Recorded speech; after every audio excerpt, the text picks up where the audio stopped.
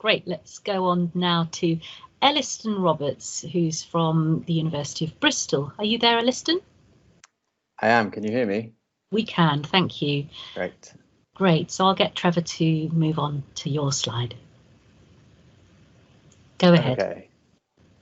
You remember puberty, that awful few years of oddly shaped bodies, greasy skin, feeling sad and loving and furious all at once. We know that most people experience puberty within the same normal age window, but there's a lot of variation in when people experience puberty across that window. Research has shown that experiencing puberty at a different time to your peers is linked to your risk of mental health problems, including self-harm.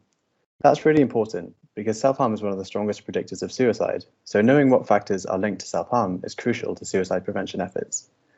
However, the question of whether it's experiencing puberty earlier or later that increases risk is still unclear, especially for boys. This might be because the timing of puberty is hard to measure. In girls, we can measure age at menarche, say, which is the age at the beginning of menstruation. However, there isn't an obvious comparable measure for boys, which means you have to ask them to self-report. Unfortunately, it turns out teenage boys are not the most reliable sources for their own level of development.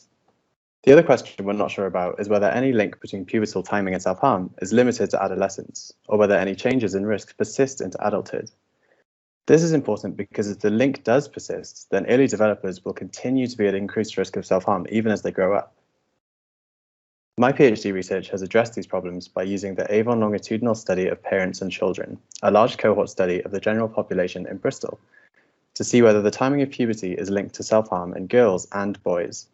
I measured pubertal timing in two ways: age at menarche in girls and age of the teenage growth spurt in girls and boys. This was calculated based on height measurements taken over several years by professionals at research clinics, so the boys couldn't lie about it.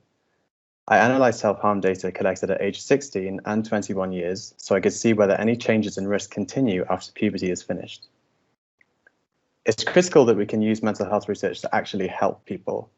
But thinking about treatments, intervening to make somebody start puberty earlier or later might introduce more problems than it solves. So it might be more effective to reduce self-harm risk by changing the factors on the pathway between pubertal timing and self-harm. Therefore, as well as looking at whether there was a link between the two, I've looked at what factors might explain the association and that could be changed to improve self-harm risk. Here's what I found.